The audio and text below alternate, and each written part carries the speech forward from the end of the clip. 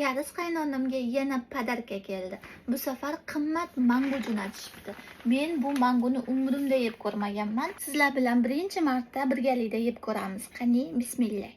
Ko'pchilik mendan so'raydi, "Opa, ishonchli onlayn ish bormi? Uyda o'tirib ishlasam bo'ladimi?" deb so'rashadi. Ha, bo'ladi. Ishonchli onlayn ishlar ham bor.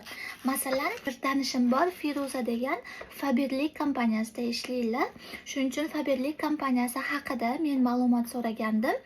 U kompaniyada 14 yoshdan boshlab ishlasangiz bo'lar ekan. Uyda o'tirib bemalol onlayn ish, xohlagan davlatingizdan turib.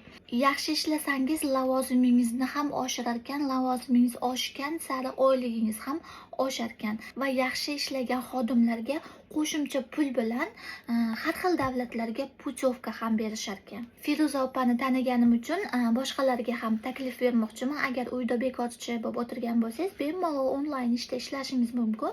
O'zingizga qo'shimcha daromad sifatida. Shu yerda WhatsApp nomerlarini qoldiraman. Shu nomer orqali murojaat qilishingiz mumkin yoki Instagramlarini qoldiraman. Bemalol ish haqida surishtirishingiz mumkin.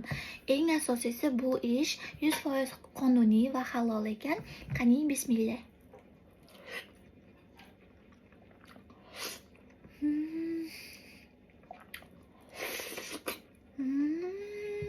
Yigirma 28 yoshga kirgan bo'lsam, birinchi marta yeb ko'ryapman. Qaynanam 53 yoshga kirganlar hali yeb ko'rmagan ekanlar shunaqa mangoni.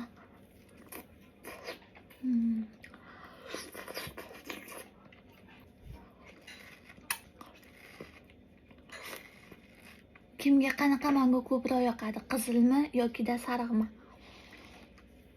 Kommentariyada yozib qoldiring.